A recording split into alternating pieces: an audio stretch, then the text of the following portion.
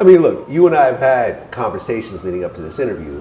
You know that I'm Jewish. I know that you're Muslim. Regardless of what our views are, we still respect each other. And I love Jews. I love everybody. Right. And I love Muslims. I didn't say just because I'm Jewish that Israel's in the right. And I'm not going to say that Hamas is in the wrong completely, because there's reasons why both parties did what they did. And I think it's fucked up for both people to do it. And I think very few Jewish people like to say that publicly. But at the end of the day, is it a genocide? I don't think it's a genocide. I think it's a war. Okay. I think it's a war, but I think the way that Israel's handling it is poorly. Why is it not a genocide? I don't think it's a genocide. I don't think they're trying to kill everyone in that region. No? No. What do you think? I think they're trying to kill Hamas, and I think they're trying to get the hostages back. But the way they're doing 70,000 people. The way they're doing it is horrible.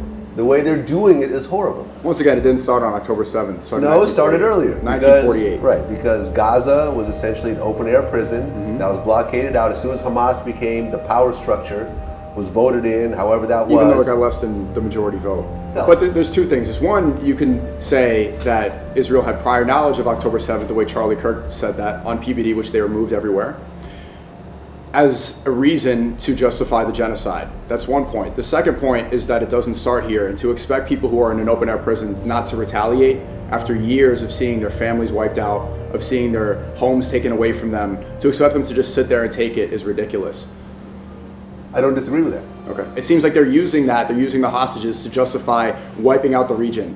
And we got to a point now, it's 2026. Trump just went to the World Economic Forum with Jared Kushner, and they are bragging about making it the new Dubai. Right. They want to bring towers there. That would be horrible. This is. I really hope that doesn't happen. It's disgusting, Vlad. Yeah, I agree. Disgusting. I agree.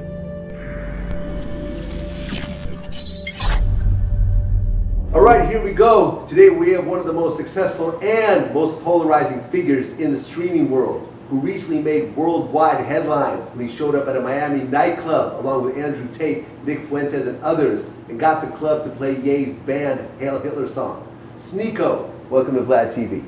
How you doing? It wasn't me who got the club to play it. I was excited to hear it's one of my favorite songs. Right. I was there when it was created, but I didn't ask to get it played. I enjoyed it. Maybe I enjoyed it too much.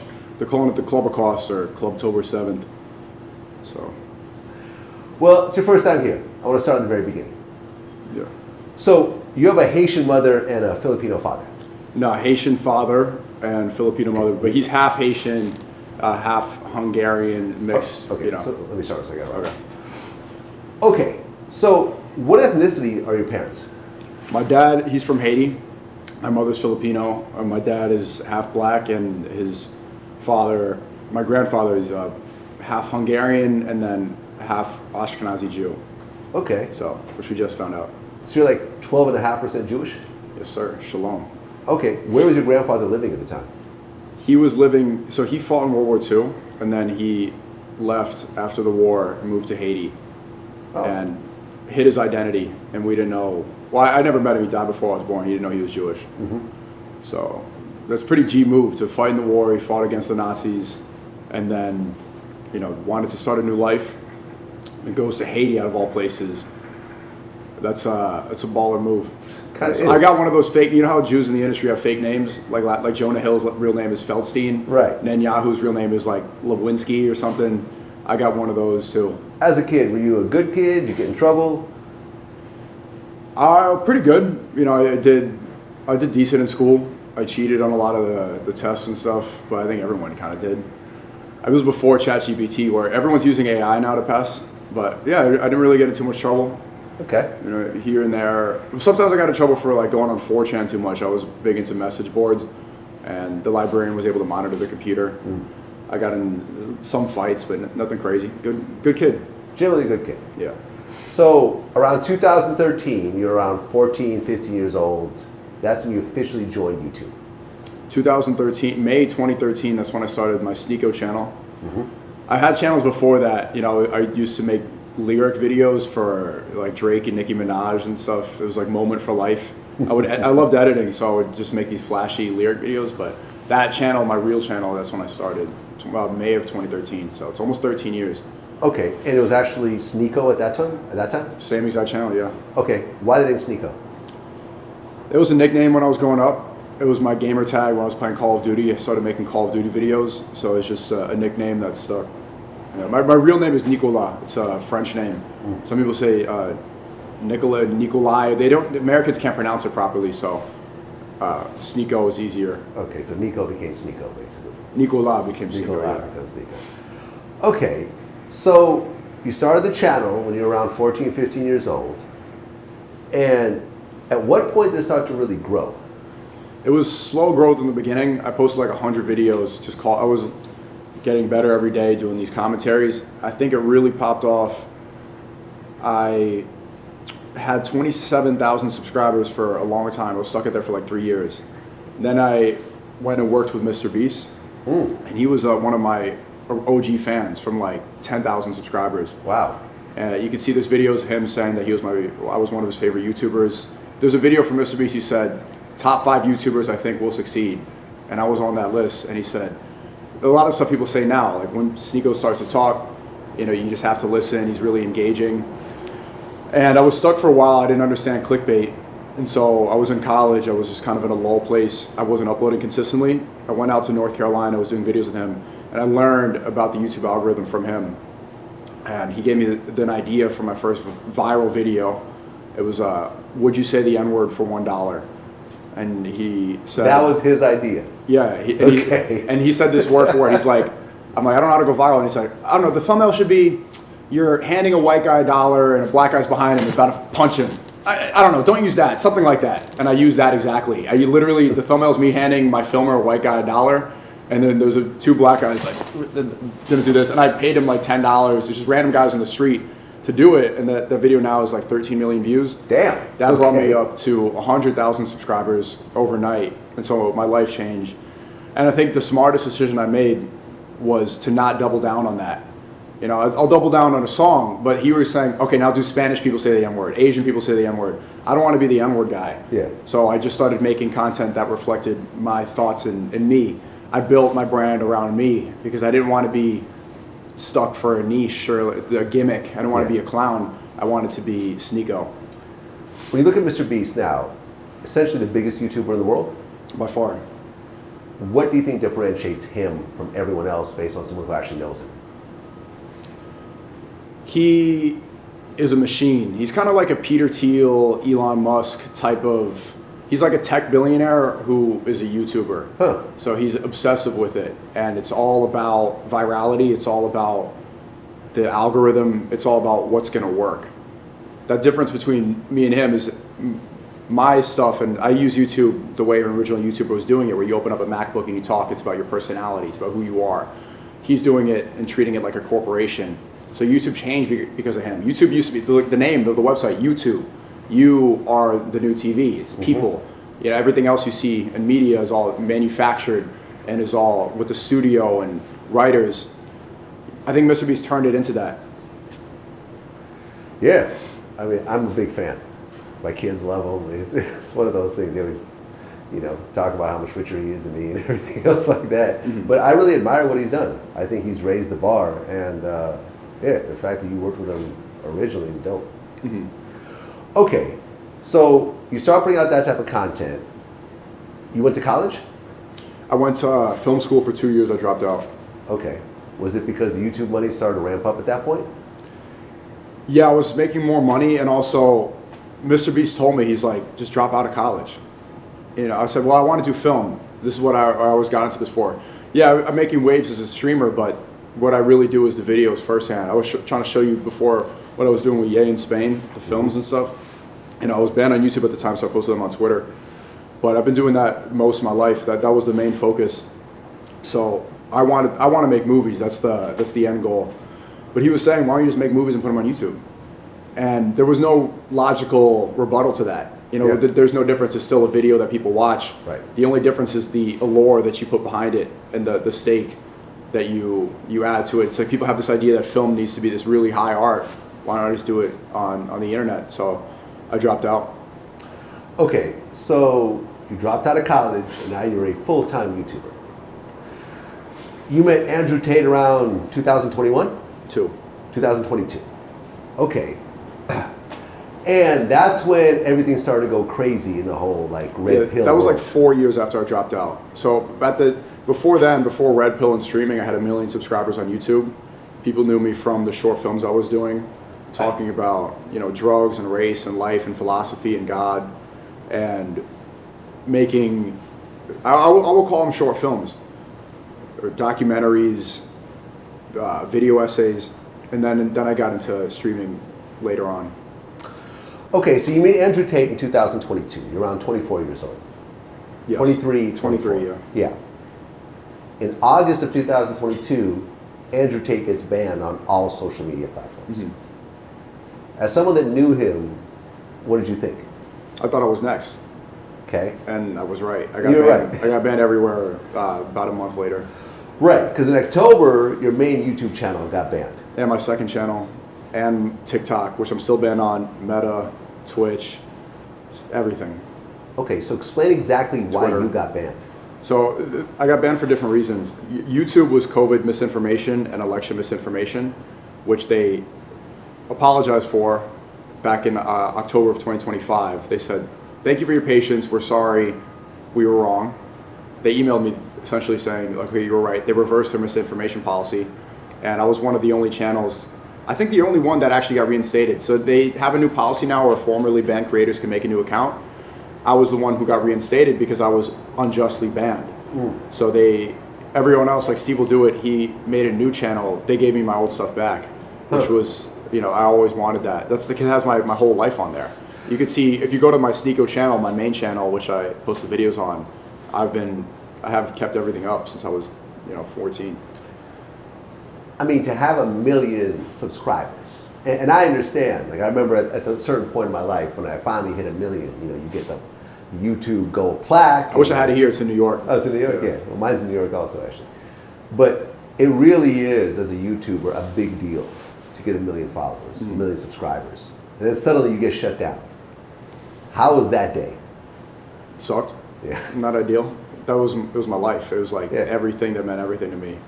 I put everything, like I said, I dropped out of college. It was everything I put into that. So, but I never was afraid. Like I talk about this on stream. My parents said, okay, I should go back to college.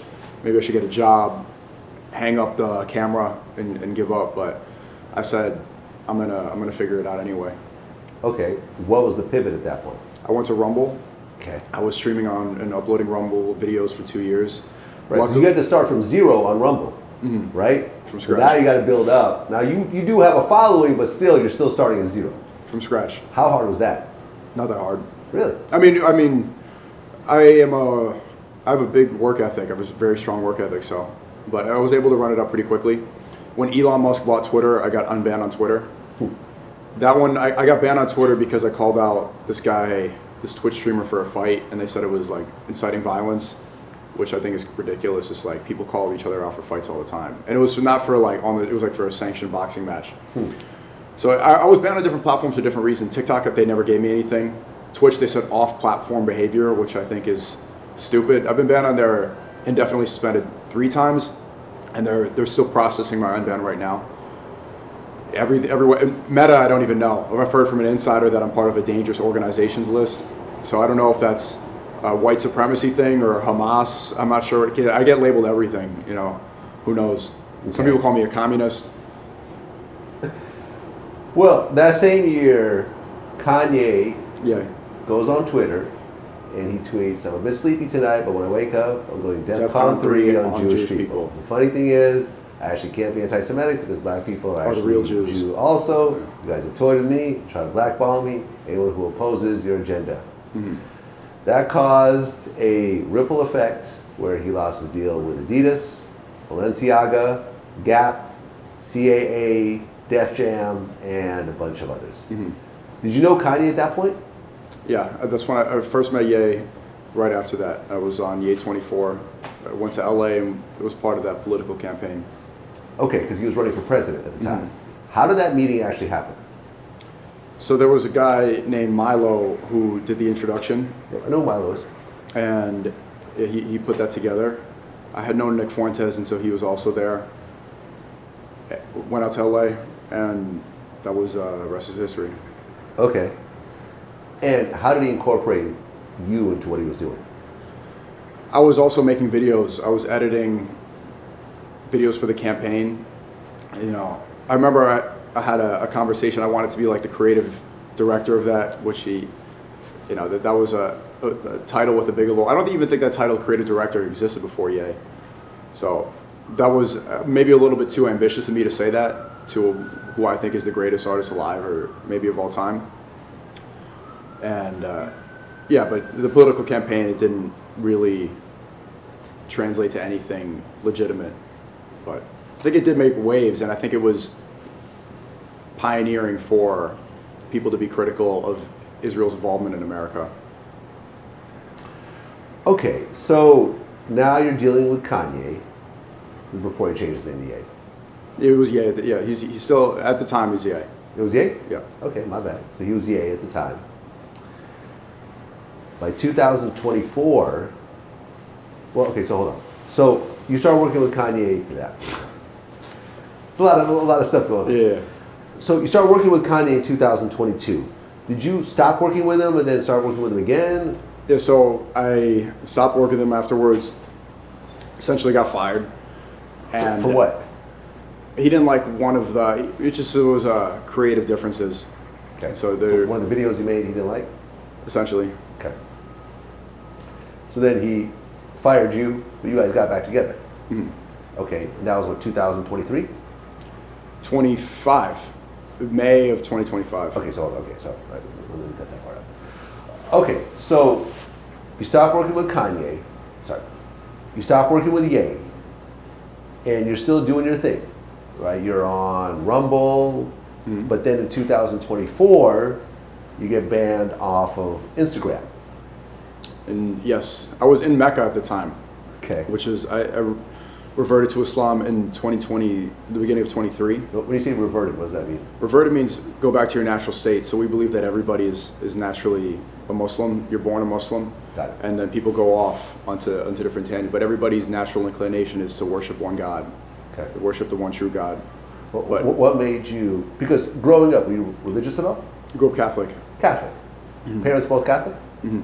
Right, and Haiti's primarily Catholic, right? And the Philippines primarily. And the Philippines, yeah, exactly. Mm-hmm. You're right. So you went from Catholicism to Islam. I was kind of atheist. So like a lot of Catholics in America, you go to Mass. I went to catechism growing up. Mm-hmm. I did all that. I almost got confirmed. I was baptized, all this. But I never, when I prayed, I would pray to God. I wouldn't pray to Mary or the Holy Spirit. I wouldn't pray to saints. I was just praying to God. So I always loved Malcolm X. I would say that was one of my biggest inspirations. Really? Okay. I read the Malcolm X autobiography when I was 12. Yeah. And seeing his transformation when he found Islam in jail was really inspiring. And there's a tweet that I posted in 2015 where I said I'm seriously considering converting to Islam because of Malcolm X and seeing his transformation. So when I learned more about it, I decided, oh yeah, I am Muslim. This is what I've always believed in. So that's why I say reverted. Okay, that's what's up. So you're in Mecca, then you find out you're banned from Instagram. Yes, it was during an interview in Ramadan in Mecca, and I'm there with the Ihram on doing, this is a very important religious pilgrimage. And during an interview, I got a text, you're banned on Instagram. So just continue the interview. Imagine, like right now, you just find out. Yeah, my whole YouTube channel went down. Yeah. But I'm interviewing somebody, so I just have to maintain frame. And afterwards, I'm like, I just got banned. So that was a pivotal moment. For what exactly? They didn't tell me. I don't know. Really? They just shut it down. Meta's crazy like that, though. Like Facebook and Instagram, they don't give you a real reason. They don't give you a real way to come back. It's a really messy platform. I mean, TikTok, too. Now it's owned by Oracle. It used to be owned by the Chinese, and now it's owned by Larry Ellison. Well, the American version is owned by Oracle. Correct. The Chinese version is still owned by China. Mm-hmm. Right. So TikTok, you got banned as well? Mm-hmm. Okay. And you got permanently banned on Twitch. Mm-hmm. For what? Twitch, they said off-platform behavior. Off-platform behavior. I don't know what that is. They didn't tell me what it was. I don't know if I did a salute in my sleep by accident and they had a camera, or maybe I said a slur, I mumbled it, mumbled the N-word, and I don't know what specifically I did. But you're half Haitian, so you're half black, right? A quarter black. Quarter black? Yeah. In America, that's black. I have the pass. Thanks, Vlad. I'm giving you a pass. I got the pass. I got the. I can't really give you the pass. I got the pass from Vlad. Appreciate it. So anybody try to, I got Vlad co-signed. You got Vlad give you the N-word pass. The Jewish Fed. Okay. Okay, so in a way, you lose a lot of platforms again. Are you still on Rumble though? Yes. So Rumble is now your only platform again? Yes. Okay, how did that feel?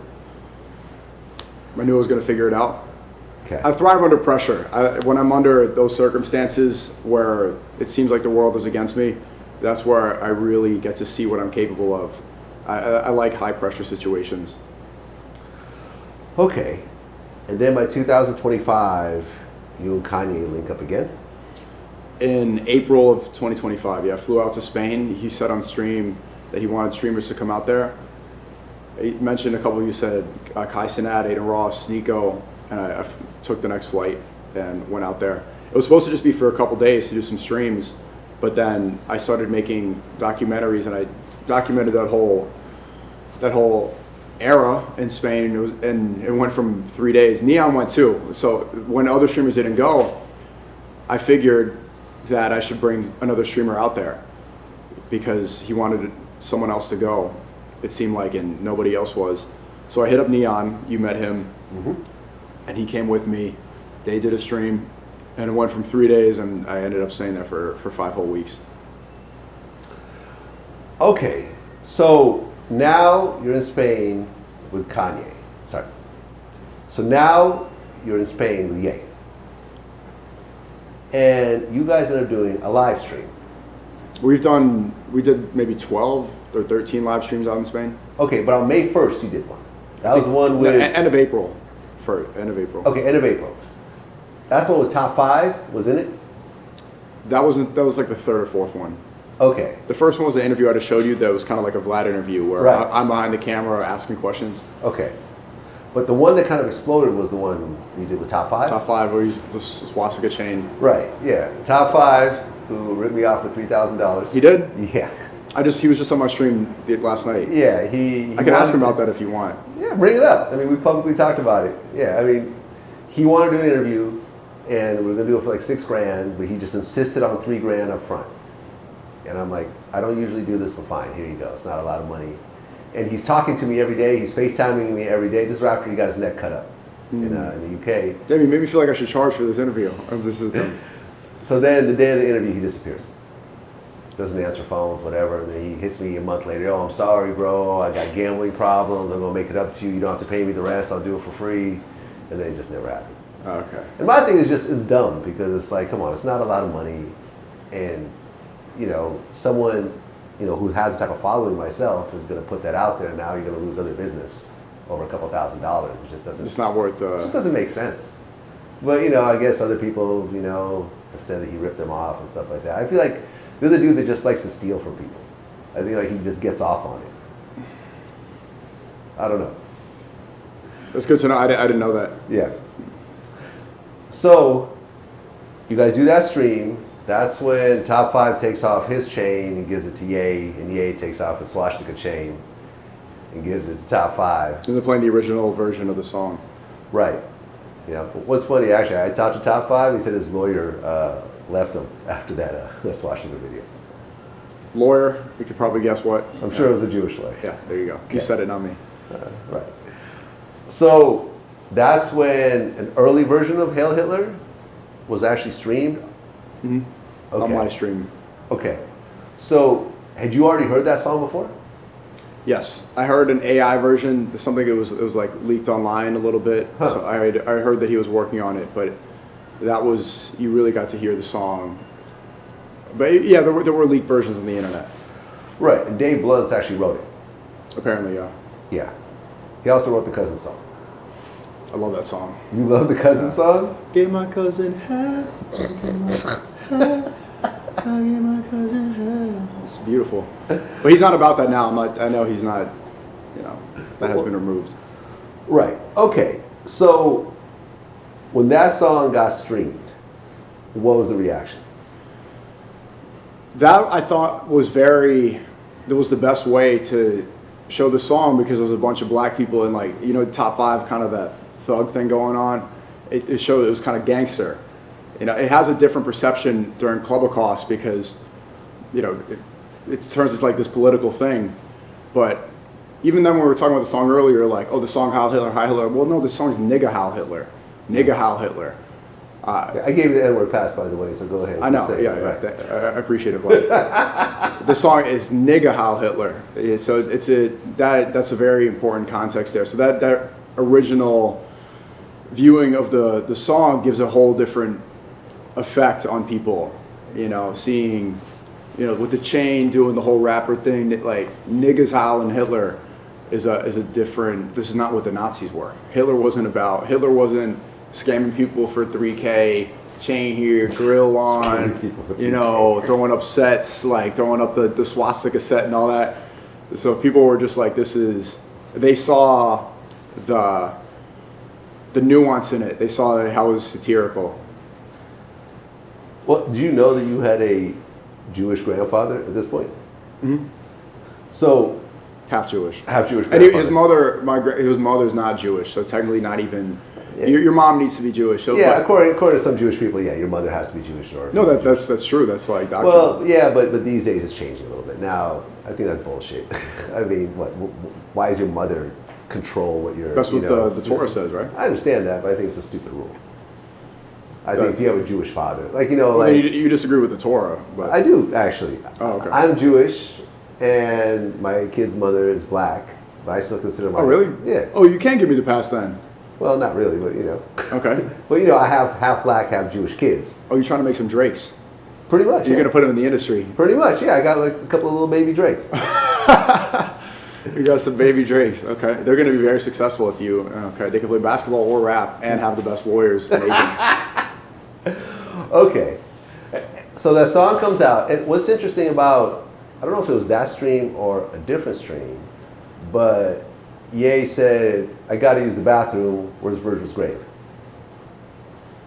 Yeah, I remember you kind of sort of like put your head in your hands. I disagree with that. I mean, that was him at the time. I don't think that he believes in that, but I don't think it's I don't agree with, you know, disrespecting dead people in that way.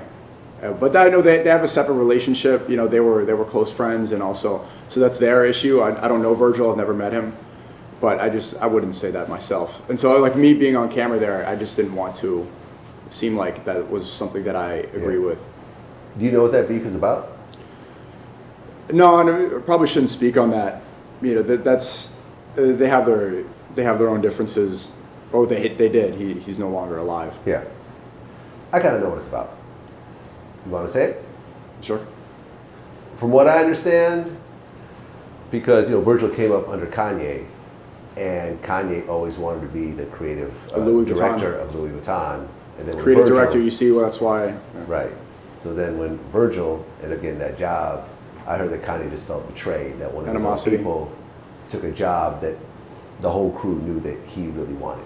Mm-hmm. You know, he was the Louis Vuitton Don. Like, he'd been repping that. He had a couple of Louis Vuitton Gave my mom sneakers. A purse, now she Louis Vuitton mom. Right. Exactly. He had his own, you know, Louis sneakers, everything like that. And you can see, Ye just issued an apology yesterday, talking about mental health and brain damage and this stuff. So, I think we should be able to accept his apology and understand that maybe not everything is representative of what he thinks now. Well, the stream plays, the song gets introduced. Is the whole song played on stream? Yes. The whole song. Original version of the song, yeah. Right. And then on May 8th of 2025, he actually releases the Hail Hitler song. On my stream. Right, but then it gets released on streaming platforms initially. And it was taken down immediately. And it was taken down. How long did it take for them to take everything down? A couple hours. Right. Not only was the song taken down from most streaming platforms, he was actually banned from performing in most European countries. His visa got taken away from Australia, and his wife is from Australia, so I know he wanted to go visit the family and he couldn't do that. And initially, it really stopped a lot of his performance and touring. This is why you see him performing in like China and North Korea. You got a show in Mexico because South Korea. Sorry. So this is why you see him performing like South Korea, China. He's got a show in Mexico City coming up because a lot of the big Live Nation. Yeah. He was supposed to do a big show in Brazil. I know that got canceled because a lot of people protested and so forth. Like, what was it like to sort of see him get shut down on all these different I mean, levels? both times I was around him was for the big shutdowns. I was there for Ye 24, Right. post Adidas, post Q, DEFCON 3, and then I was there for this. So it seemed like the same exact playbook. There's nothing that I wasn't used to. And you see my life, I've had everything shut down just like this, so it's just another day at the job. What was the mind state like when all this was happening? For Ye or for me? For him. I don't want to speak too much for him because he is his own man, and I don't want to seem like I'm his representative or his manager or anything, but I would say from my perspective, in a way, it was kind of freeing to not have obligations or anything, to just be, this is how, I would say mostly how I felt, because when I have been banned, it's like, okay, now these people, I don't have to censor myself. I don't have to be under this, because when you're on YouTube or when you're always under the umbrella of you can't say this word, you can't talk about this subject, you can't go too far here. You're always thinking there's a censorship umbrella that exists above you. So when that gets lifted and released, you are one of the most free people in the world. Okay. Did you continue working with Ye, or did you guys kind of part ways at one point? I was there for the rest of May, for several weeks. Got it. So, the Cuck album never comes out. Great album. Yeah? I love Cuck, yeah. So, why do you call it Cuck? Because, well, I don't want to explain his artistry. I don't want to explain his. But if you listen to the album, and I have a lot of footage from out there, and I've heard his explanation, but I want to leave that up to him. I don't want to speak about his art, especially because he didn't release the album and it doesn't represent him now. All right. So that whole album got scrapped? Correct. It got leaked online. And there's okay. a tweet from that era where he's saying, doesn't this kind of prove my point? That they're leaking it online, they're shutting me down. This shows why I'm doing everything that I'm doing. Right. Was it around that time that he said, I'm not black, I'm a Caucasian? Yeah. Bar. Yeah. Okay, so that album gets scrapped. So now he starts working on Bully. He was working on Bully, I think, even before Cuck. Oh, really? So these were like multiple projects happening at the same time? Mm. Okay. Dave Bluntz was around for Cuck. Mm. Now, you guys never met personally, but... We spoke on the phone for hours and hours Yeah. and hours, yeah. Why do you think Dave Bluntz parted ways? Do you claim that Ye was grooming him? And I'm like, come on, get out of here. I don't think Ye was grooming Dave Bluntz. He's from Minnesota, if I'm not mistaken. I don't think he even knew any Jews. So I don't think he knew what was happening. I don't think he knew the weight. I don't think he knew what the repercussions were going to be. I don't think he knew much about that. I think he was just trying to make good music. And so when he saw the reception, I think he felt responsible. And in a way, he probably thought he was putting out an energy into the world that he didn't want to put. And so I think he felt a lot of the pressure and was trying to alleviate himself for it. But again, I don't know him that well. I don't know his intentions, but to see him then say that afterwards, I thought was disrespectful, and I was very disappointed in him. Because I do like the guy, but that was a betrayal. Yeah, I've interviewed Dave Bluntz a couple times, and he talked about how when he first met Ye, and Ye said he wants to work with him, he went in the bathroom and had a panic attack. That's how excited he was to actually have this opportunity, because he was a very underground artist at that point.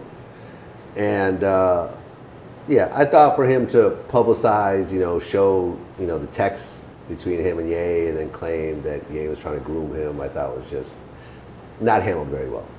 You could have privately just moved away and so forth, and that would open the door for you guys to work together in the future. Because, look, I've interviewed Ye when he was Kanye, probably back in 2004, 2005. Oh, wow. Yeah. College Dropout. It was before College Dropout. Through the Wire. Actually, no, it was right when he dropped Through the Wire. He was working on Common's album. There's a picture of us, the three of us in the studio together. It was an audio interview that I lost over the years. You lost it? I lost it, yeah. I'm a little mad about that. But I could tell you that the Ye that you see today, in terms of like the extreme overconfidence, the I'm the best, and why don't you guys realize it? That was exactly that back in 2004. It was the exact same person. He didn't get a bunch of fame and money and change. He was already like that. He had a belief that people resonated with. Yeah. Because in order to get to that level, you first need to be almost delusionally self-confident. Right. And I'm not saying delusional like crazy, but people will think you are, they'll look at you like, what? And if you have that sort of self-belief and you don't place mental limitations on you, that's the mind frame that's the frame you need to be in to get to that point. You know, I remember part of that interview, because Kanye had produced Stand Up for Ludacris, right? Everything cool? I'm just looking for water. Cool. I remember in that interview, I just let you drink, so I'll ask afterwards. I remember in that interview, I was talking to him about producing Stand Up for Ludacris, right? And this was after he had done a bunch of stuff for like Jay-Z that had a very specific type of style. Through the Wire had a specific type of style with the sped up samples and everything else like that. And I remember I asked him, I said, yeah, when I heard that you did Stand Up, you were the last person I thought that produced that track because it's so different than what you usually produce. And he was like, well, if you hear a dope track, I should be the first person you should think that produced that track. And this is like, okay, this is Kanye right here. I get it. He's not dissing you, but he doesn't understand why you don't think how great he is at the time. Right. And now people understand. And later on people understood. Because I remember in that studio, Through the Wire wasn't really a huge hit. It was more of an underground song. Right. But he played me slow jams with Twister. Jamie Foxx. And I was like, you know, she got a light-skinned friend, look like Michael Jackson, got a dark skin. And I'm like, yo, this is dope. This is a hit. And sure enough, that became his first real hit record. Then after that, Jesus Walks and everything else like that. But yeah, I remember that moment. And yeah, he proved everyone that he was right this whole time. So we get into 2026. January 19th, the Red Pill Avengers were assembled. That title is so corny. I thought I just made it up. No. Other people have said it? Oh, so many times, yeah. Oh, okay. Yeah, that's all. I literally have never heard it. I thought I made it up. That's what they're saying. They keep saying okay. Red Pill. I've distanced myself from the Red Pill, so maybe that is my, you know, I was doing streams with Clavicular, and he said, okay, Andrew Tate's doing this party, you know, you should come. And I'm like, okay, we went back and forth. I criticized him for taking a gambling deal because that is, you know, the slave mind that is against the Matrix. It doesn't make sense. But was invited, went anyway. Took that picture and people said, oh, the Red Pill Avengers are back. But I've been very critical of the Red Pill because there's so many flaws in that ideology. I think it values materialism over what's real. I think it values this false idea of masculinity. I don't think it values women properly. I think there's obviously feminism is bad, but I want to see this elevate. I want to see positivity in the world. And a lot of that is really negative. You know, I spoke to the Red Pill Godfather a couple of years back. We had this debate. Who is that? I don't even want to say his name. He's just he calls himself the Godfather of the Red Pill. He wrote whatever. No idea. An older guy, and he was saying that for men to be high value, they need to get vasectomies.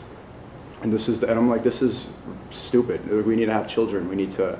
What's high value? You're going to be on a yacht with no kids, and you're going to be 80 years old. You need to have children. You need to. Like, obviously, feminism is bad, but we want to uplift women as well, not hate them and think that we're just going to sleep with them, so that use them as status and as an object, as props in your life. We need to coexist.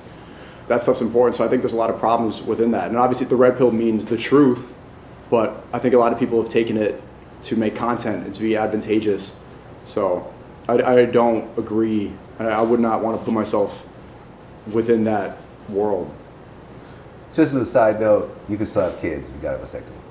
You can? Yeah, I got a vasectomy after I had my kids, but I froze my sperm before I did that. So if I want to have more kids, I have more kids on deck. But with a vasectomy, you can actually control who you have kids with. See what I'm saying? You pull out too. That doesn't always work. Shout out to my man Michael Blackson. He was bragging in one of my interviews how he's been pulling out for 20 years, and he's not worried, and he had a kid about 3 months later. Actually, he had 2 kids by 2 different women in that same year. There you go. There you go. So yeah, he can't pull out of his own driveway. So here you guys are on January 19th, and first you see a video like in a Sprinter, right? And it was you, Andrew Tate, Tristan Tate, Nick Fuentes, Clavicular, Myron Gaines, and Justin Waller. Mm-hmm. What made you guys all like decide to just hang out like such a group? So we were there for that party, and we were just bored. Nick said he's never been to the club. He's never been to the club? No. You know, we would make the content. Isn't Nick a virgin? Mm-hmm. Okay. Yeah, he's waiting till marriage. Okay. Yeah. He's true to his faith. He's a Catholic. Piers Morgan criticized, oh, you're a virgin. Well, yeah, he's waiting until marriage. That's what you're supposed to do. This is how you're supposed to follow the religion. So to see him get criticism over that, it's like, this is exactly what Catholic men, to be shamed for that is stupid. I don't think there's anything to be ashamed of. I respect people's belief, but I think if he got some pussy, his life would change. That's from my point of view. For the better or for the better. worse? I think you think for the better? I think so. I know him. He's one of my best friends. His life's, you know, he's true to what he believes in. I don't think it needs to change. If he wanted to do it, he could get pussy. It's not that hard. True. So true. So yeah, and I'm live streaming, so we figured, okay, let's do something. This party's getting stale. We go to the club. Okay.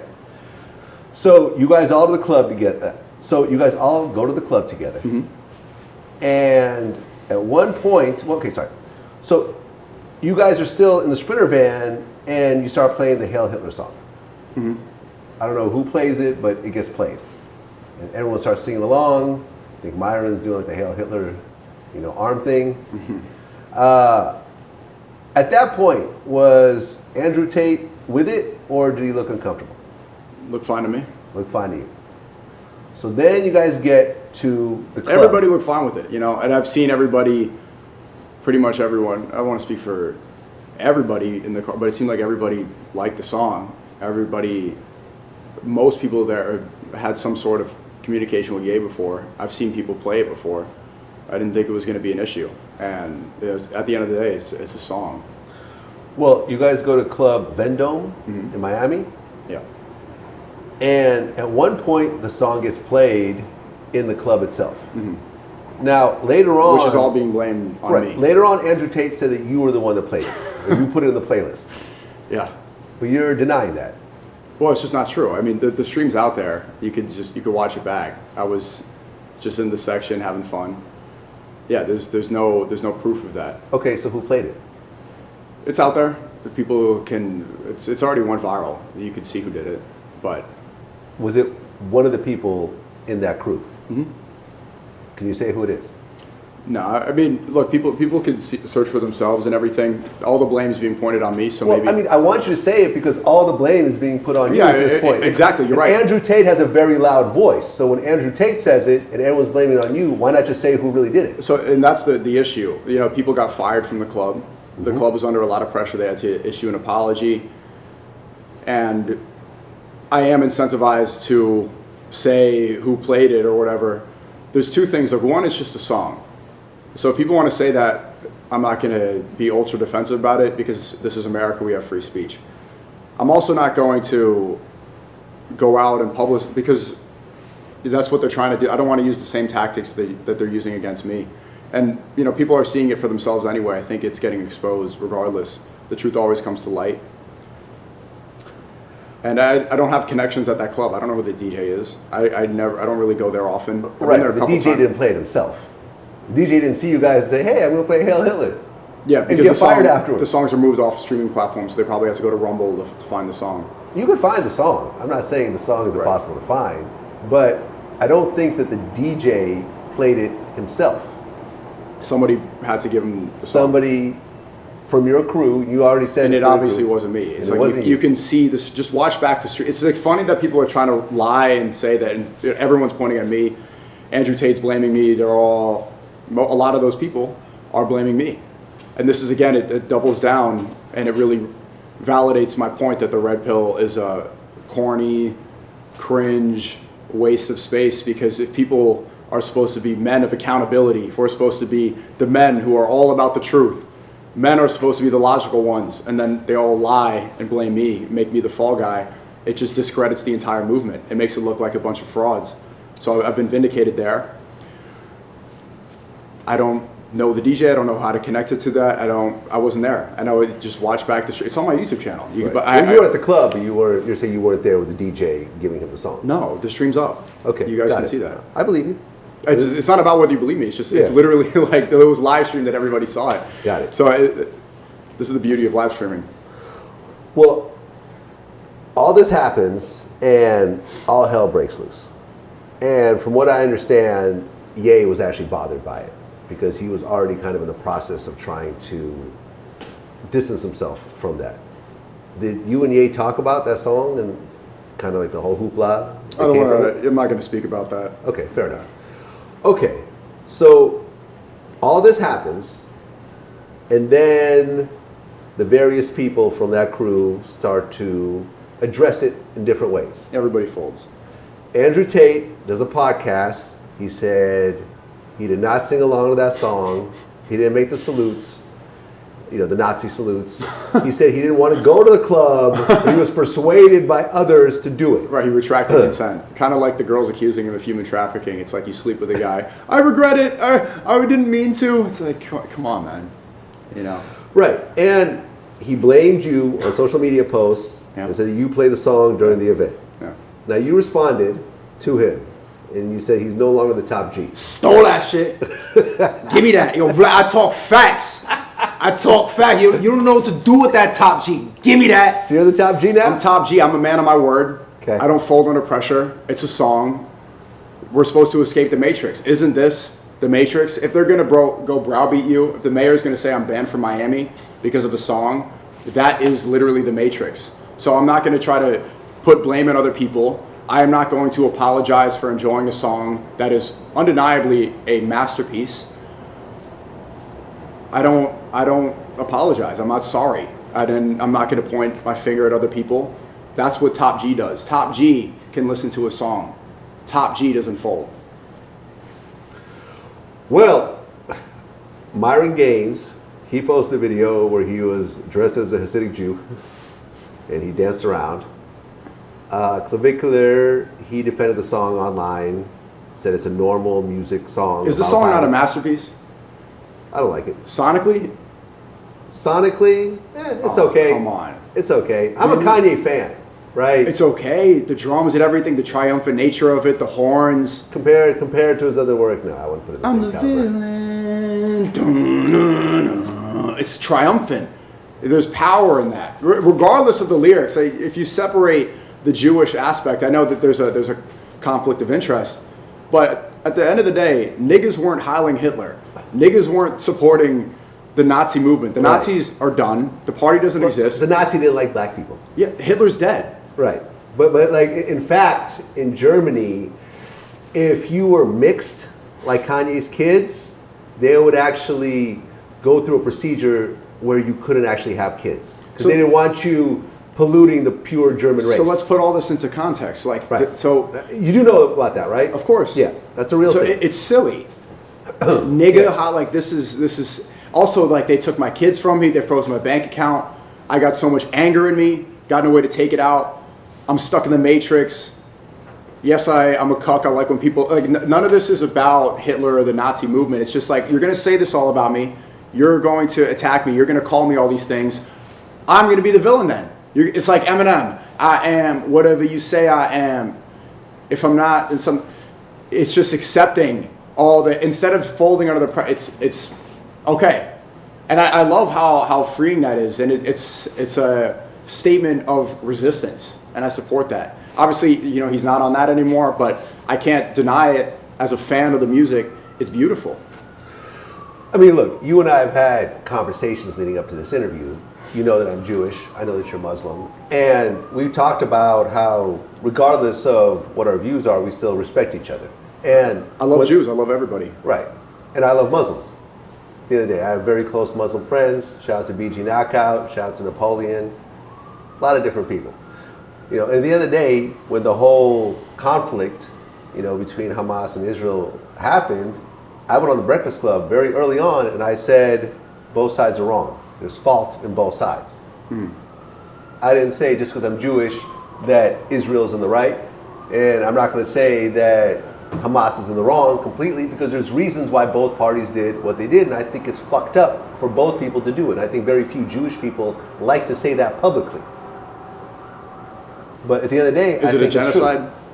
I don't think it's a genocide. I think it's a war. Okay. I think it's a war, but I think the way that Israel's handling it is poorly. Why is it not a genocide?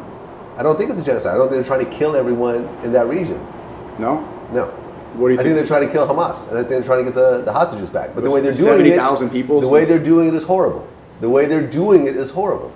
Just in the same way, and we talked about this, that if a whole bunch of people showed up at Rolling Loud and start spraying up the whole crowd and kidnapping people, young people who have nothing to do with the military, nothing to do with any wars, I think that would be fucked up. Once again, it didn't start on October 7th. No, it started earlier. 1948. Right, because Gaza was essentially an open-air prison that was blockaded out as soon as Hamas became the power structure, was voted in, however that was. Even though it got less than the majority vote. Hamas? Yeah, they still won the election without that. Exactly, so you're saying they stole the election? No, I'm saying the majority of Palestinians are saying, oh, this is their government. The majority didn't even vote for Hamas. So that's a problem in and of itself. But there's two things. There's one, you can say that Israel had prior knowledge of October 7th, the way Charlie Kirk said that on PBD, which they removed everywhere, as a reason to justify the genocide. That's one point. The second point is that it doesn't start here, and to expect people who are in an open-air prison not to retaliate after years of seeing their families wiped out, of seeing their homes taken away from them, to expect them to just sit there and take it is ridiculous. I don't disagree with that. Okay. And this is someone who's been to Israel, who's been to Palestine, who sat down and had dinner with Palestinian families in the West Bank. So I understand both sides, and I respect both sides. And just because I was born a certain type of way, I'm not just going to take one side. And I really hope at some point that there really is some level of peace in that region, because my whole life there has not been. Right, but we were again talking about this before the interview. Every time that they have the negotiations, right, there are Hamas negotiators in Doha and Qatar, what happens? Israel bombs the buildings. So they say, okay, they can't negotiate, we want to release the hostages. If you really wanted to release the hostages, then why are you killing the people who are supposed to do the negotiations to release the hostages? From what it seems like, just based off of the military action, doesn't seem like they have any interest to. It seems like they're using the hostages to justify wiping out the region. And we got to a point now, it's 2026, Trump just went to the World Economic Forum with Jared Kushner, and they are bragging about making it the new Dubai. Gaza's great real estate. We're going to bring the Trump casino. Right. They want to bring towers there. That would be horrible. I really hope that doesn't happen. It's disgusting, Vlad. Yeah, I agree. Disgusting. I agree. They wipe it out. They leveled it completely. We're going to say both sides. Tel Aviv's fine. Gaza's wiped out, and now they are going to build towers there. That's horrible. American real estate. That's horrible. They don't care. They don't want the hostages. They don't care. The hostages are this is justification for them to wipe out the region and build casinos there. Well, do you know the reason behind terrorism? Regardless of whether you're saying... The UN terrorism definition is political assassinations. Right. I'm saying on both sides. You could call it terrorism on both sides, right? Do you know the reason behind a terrorist attack? Political motives. It's to stop the peace process. Whenever there's a peace process that starts to actually get enacted, there's extremists on one side that says, we got to do something to fuck this up. We're going to blow up a school. We're going to blow up a bus. We're going to spray up a whole bunch of innocent people. And then what happens is when that actually occurs, everyone says, we can't work with these people, they're all animals. And then the process starts. The process stops, I mean. And then that's what actually drags everything out. You have to ignore these extreme actions and actually get towards a peace process if you want to get somewhere. But unfortunately, that's not what happens. You get these extremists on both sides who do crazy shit. Do you think it's comparable? Do you think it's the same level?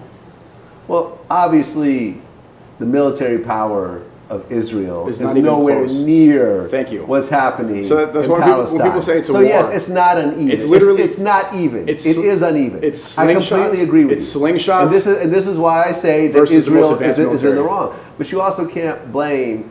The thing about it also is that you're smart enough to know that this is not all Jewish people. I This know. is I've never said that. Netanyahu. This is the government structure of what's happening over there. A lot of Israelis are protesting Netanyahu. I don't like Netanyahu. Okay? I've always said it. Well, he came to Miami and he was celebrated at the synagogue here. They had a standing ovation. Okay. It's funny that the Miami Beach mayor doesn't denounce that, a war criminal who's wanted all over the world.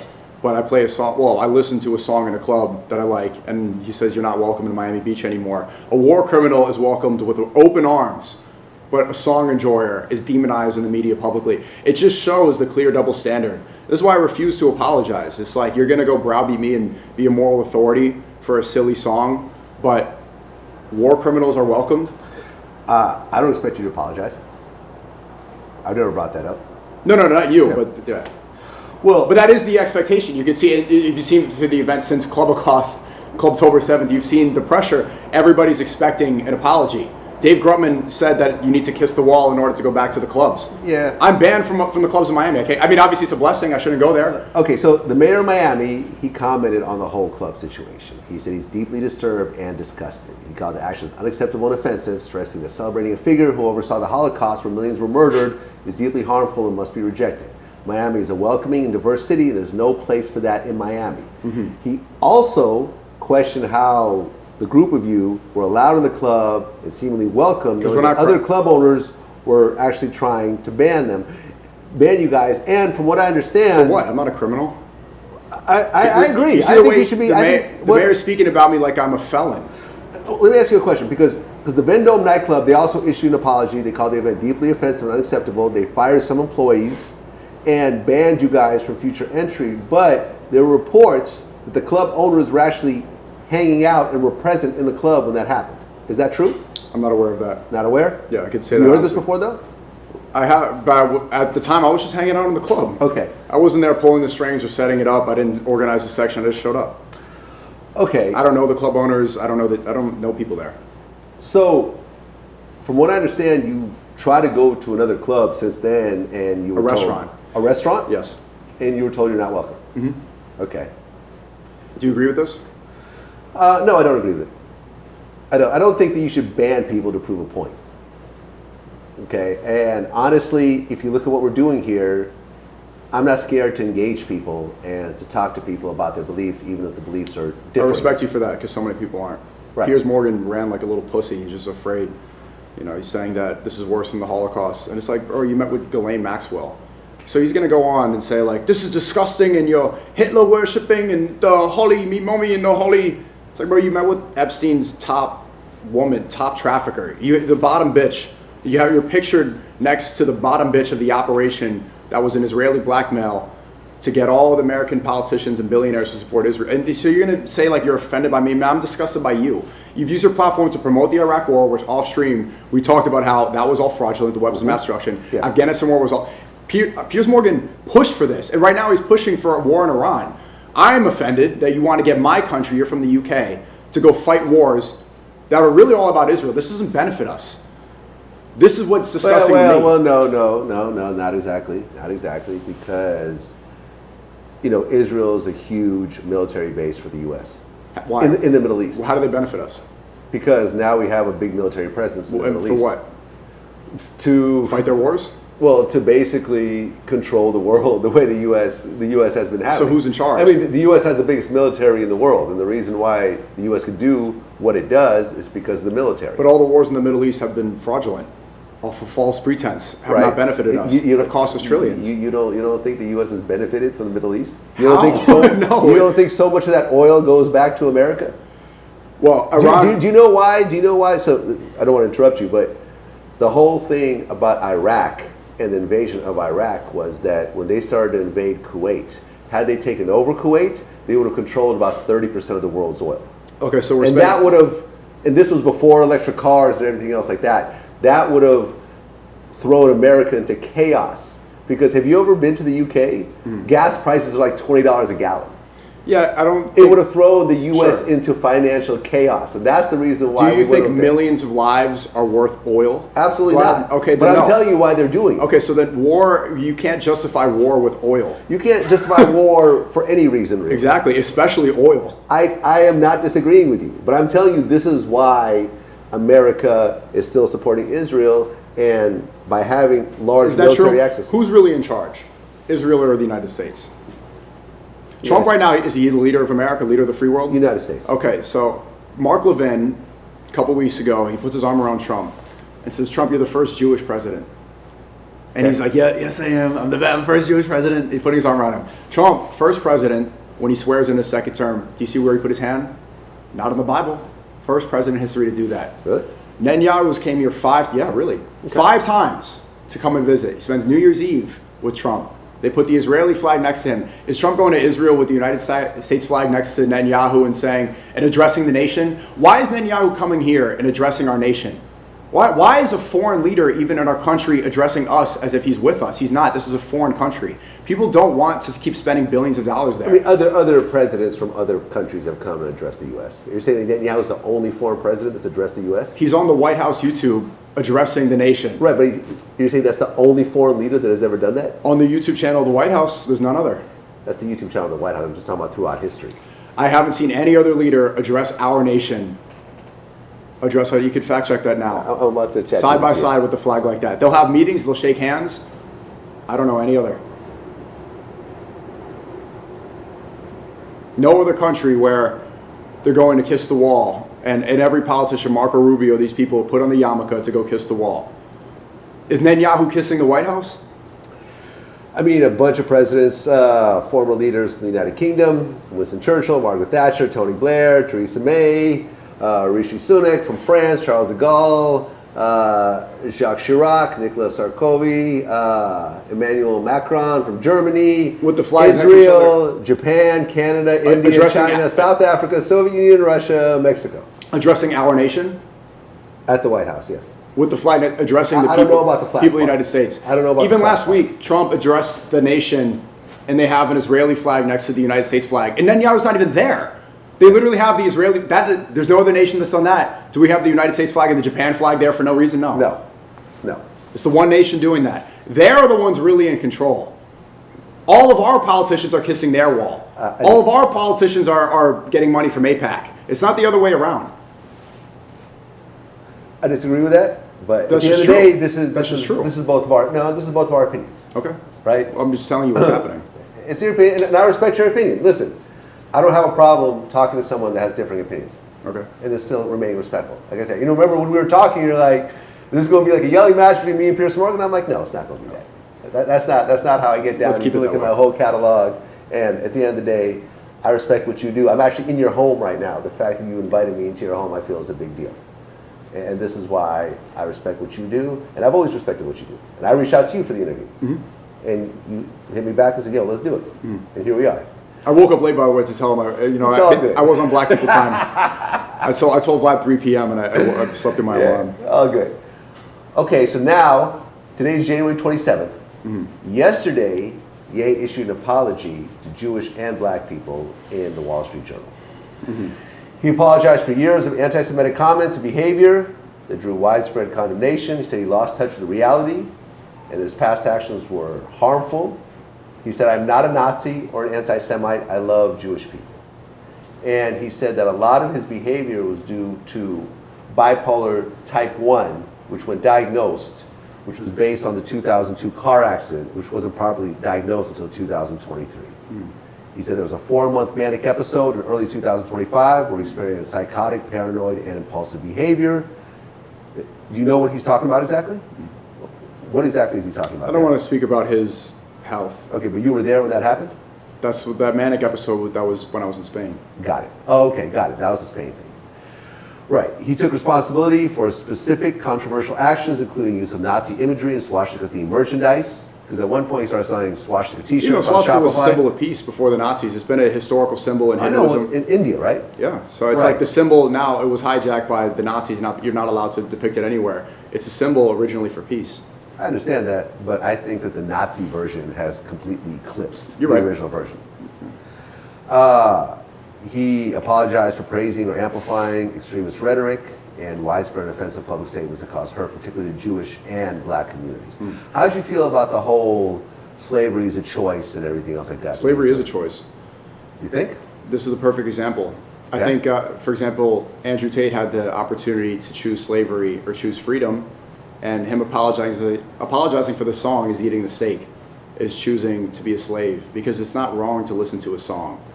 It's not incorrect to enjoy music that you think is good. Right. I'm not talking about... That's a form of slavery. No, I understand a general version of slavery, but the specific slavery that was happening in America, I don't think was a choice. My dad's from Haiti, right? Right. That was the first country to Haiti, protest against, to actually overthrow the slave masters. I come from a nation that rebelled against slavery. Right. They killed the slave masters. They freed themselves. Yes. They decided that this was a choice, that they could band together and they can get rid of their slave masters and they can be free. Obviously, you could debate now whether they are free. You could say that the French banks still control them, the United States still controls them. But at the time, Haitians decided this is a choice. So I agree. I think that's like saying being in prison is a choice. Yes, you could revolt against the prison guards and the warden, but you'll probably die in the process.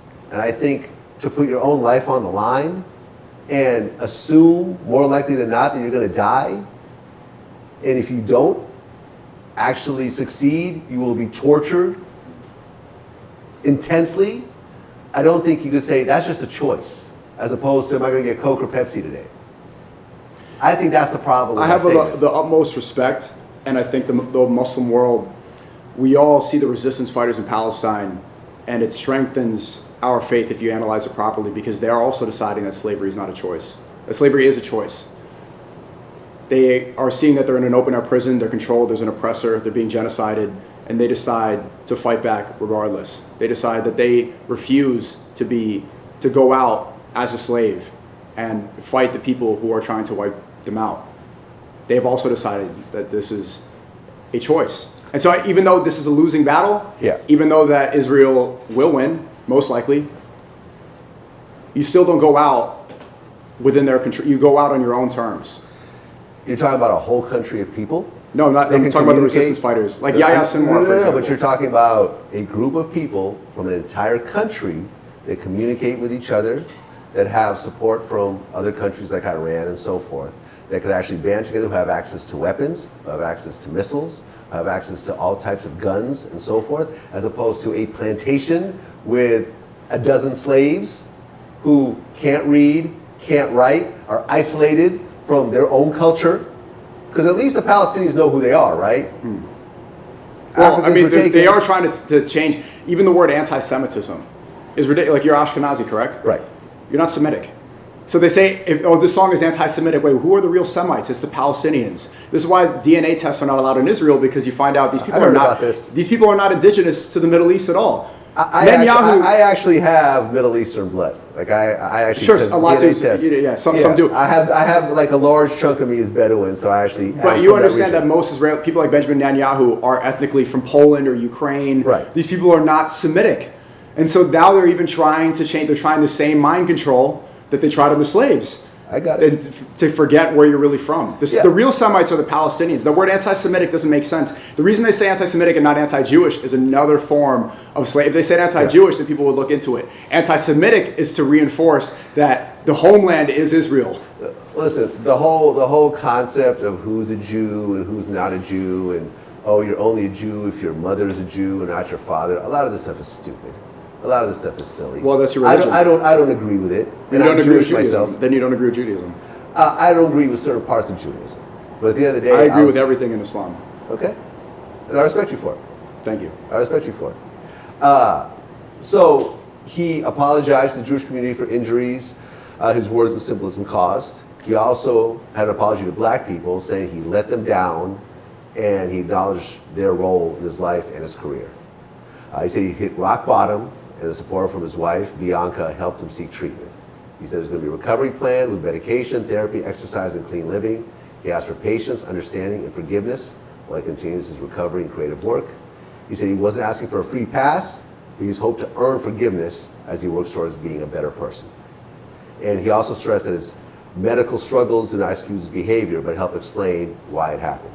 And shortly afterwards, he did an interview with Vanity Fair, and they said, are you trying to do this in order to clean up your image, in order to sell more albums? And what he said was actually kind of interesting. He said that in 2025, he was one of the most streamed artists.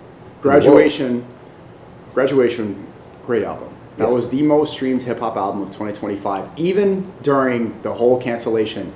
It was, I remember hearing that, I looked it up, it's like one of the top 3 most streamed. I think it was the actual most streamed, but it was definitely up there. Considering it's a 20-year-old album, extremely impressive. It depends on the charts you read and like what streaming saw.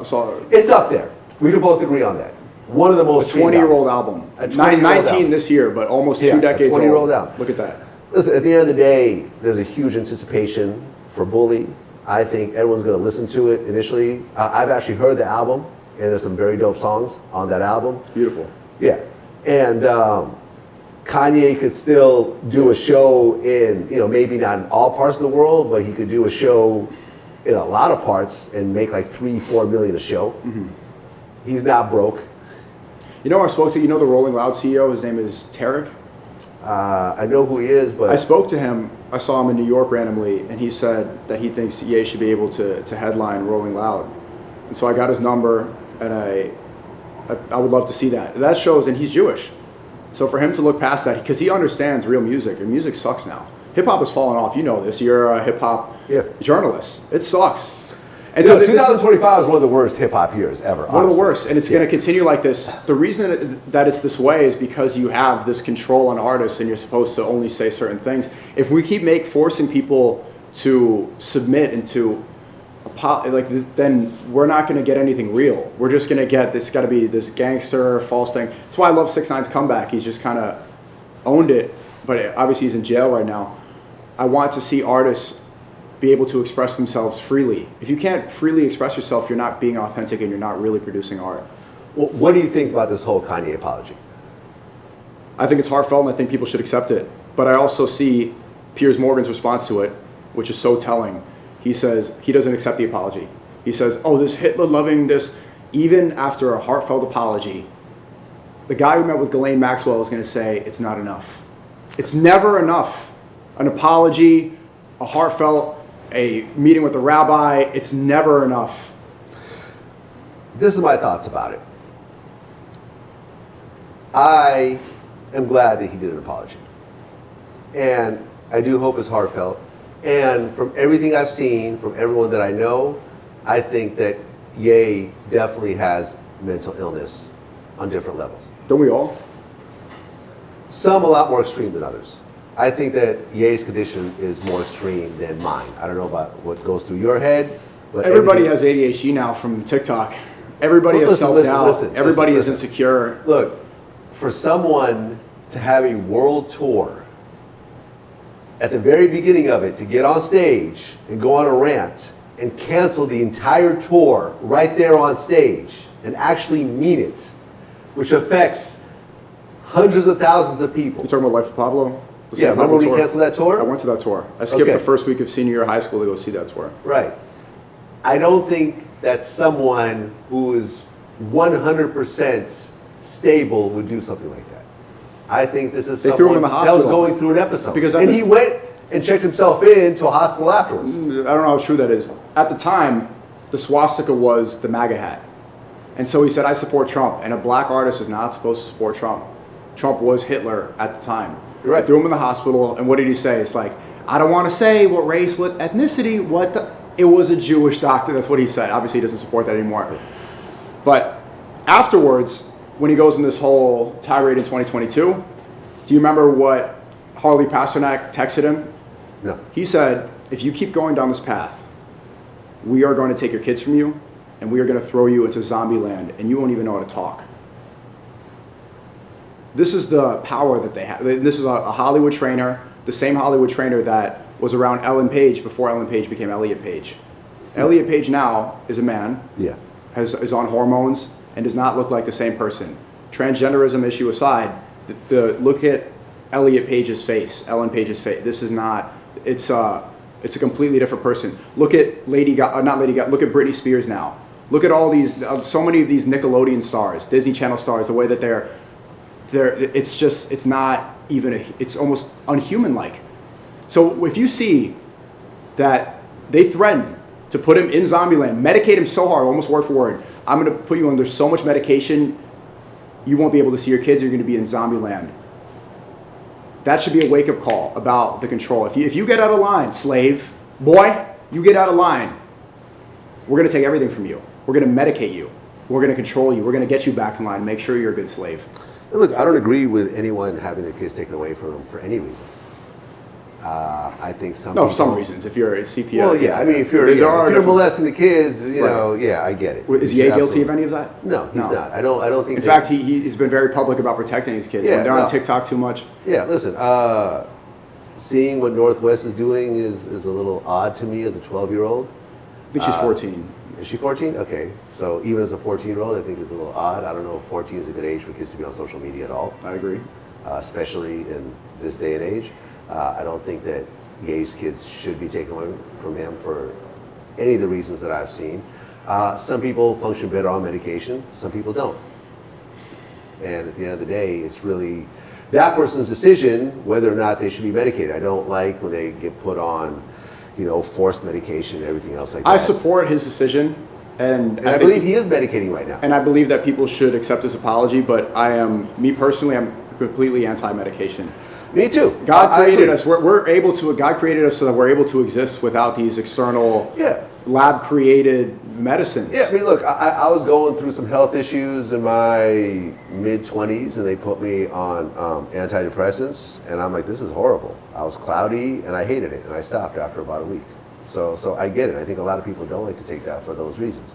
But the thing about Ye, and I think what people are really waiting for, is that this is not the first time that he's apologized to the Jewish community or to the black community or anything else like that. Remember, there was a whole Hebrew apology that he did.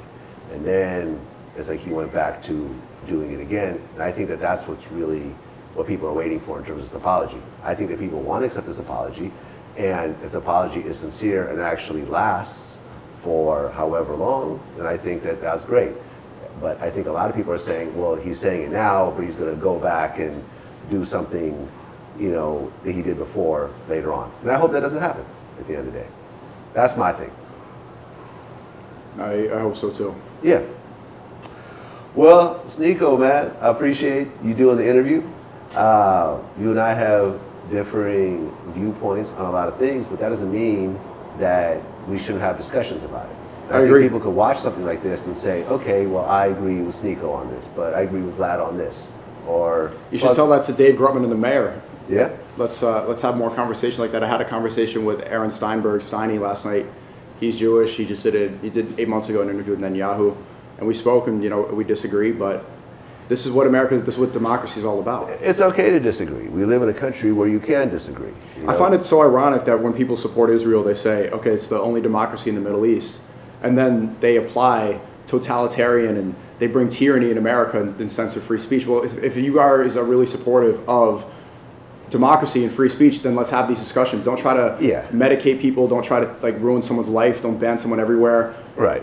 Why don't we apply that and have conversations the way that America was built on? The founding fathers dumped the tea in the ocean. When they said we're going to tax you and we're going to control you, they flipped the boats and put them in. They tarred and feathered everybody trying to control them. Well, yeah. They resisted the slave mind. Right. And also, you could say that it's a democracy, but Netanyahu has been president for 20 years. Just like in Russia, Putin has been president for 20 years. They only say it's a democracy because Tel Aviv, they brag about it being the gayest city in the world. They have, this is from the times of Israel, I'm not even insulting. Okay. They have the biggest gay pride parades and say, okay, we don't throw women off roofs and gays off roofs. They say it's democracy because they allow degeneracy.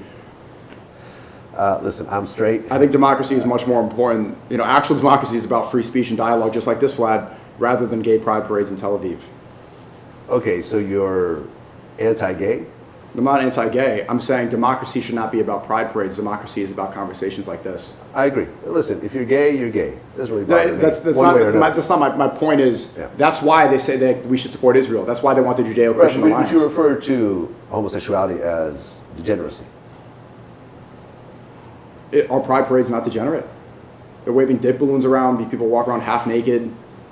Yeah, I haven't really seen too many pride parades, to be honest. I don't attend them. What is it about? They put on like dog outfits and everything. It's like the definition. Yeah, I'm not a big fan of that. It's a public display. If it's adults, then it's adults. As long as kids aren't there. Well, what is degenerate if not that?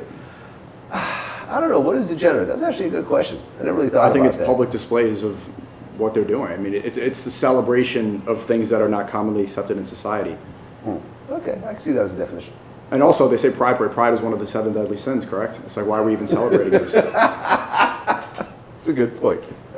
That's what it is, SNEAKO. Appreciate the interview. Wish you all the best, man. And at the end of the day, I appreciate it. That's right. Shaking on camera. And at the end of the day, bro, keep doing your thing and keep pushing the envelope. And I think what you do is you put stuff out there and it causes discussion one way or another. And there's people that love you, the people that hate you, people that see you for what you truly are. And you've gotten to a place that very few people have gotten. Because as a fellow YouTuber, and I was one of the original YouTubers, I started in 2008, I know how hard it is to get to a certain point. And especially as someone who's gotten his channels taken down, had to rebuild. Only YouTuber that's ever happened to of my stature, where I was banned completely and YouTube apologized and reinstated. I haven't seen anybody else. Steve will do it. They didn't give his channels back. Oh, he had to start a new channel. They changed the policy and said that you could reapply. Ah, okay. YouTube said we were wrong. I was right. This was 2025. Yes. Right. How many subscribers do you have now? I have 5 channels. My main channel 1.3 million, second channel 910,000, third channel 300,000. You know, it's a couple million. So yeah, 2-point-something million. That's what it is. So listen. Got a long way to go. That is not easy. Yeah, we got the MrBeast. You know, overall. Especially AI banned on TikTok. My face is banned from a lot of places. Oh, really? You know, I've been restricted. Crazy. 3 years banned, still here, still kicking it, still on top. Still doing your thing, man. That's what it is. Until next time. Peace. Appreciate it.